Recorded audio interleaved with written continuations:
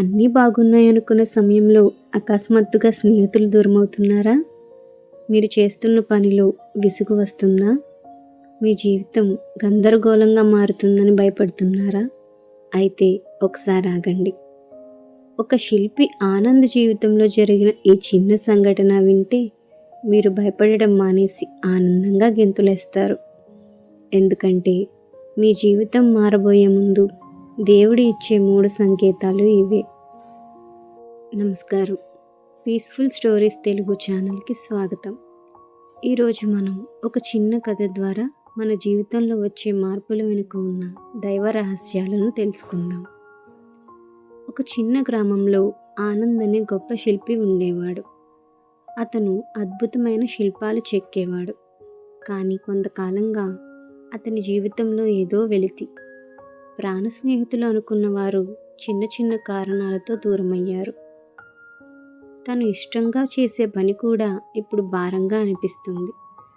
నాకే ఎందుకు ఇలా జరుగుతుంది అని ఆనంద్ చాలా బాధపడేవాడు. అప్పుడు ఒక ముసలి సాధువు అతని దగ్గరకు వచ్చి ఇలా అన్నారు.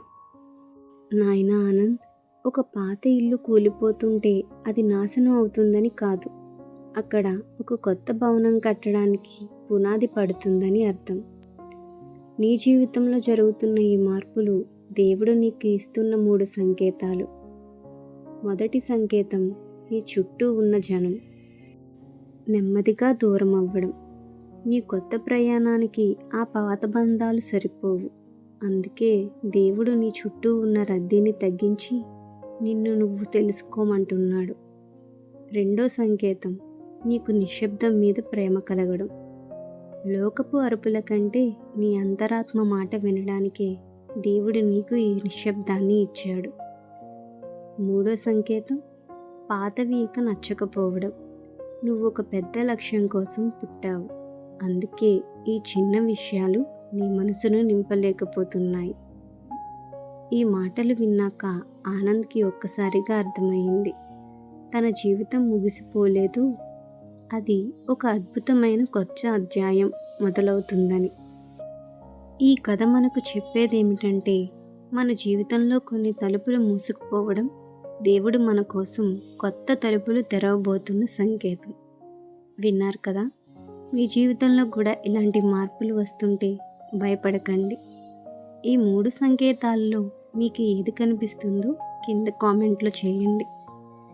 ఈ కథ మీకు నచ్చితే ఒక లైక్ చేయండి. ఇలాంటి ప్రశాంతమైన స్ఫూర్తినిచ్చే కథల కోసం పీస్ఫుల్ స్టోరీస్ తెలుగు ఛానల్ని సబ్స్క్రైబ్ చేసుకోండి. మీ ఫ్రెండ్స్కి కూడా ఈ వీడియోని షేర్ చేయండి. మళ్ళీ మరో మంచి కథతో కలుద్దాం. సెలవు.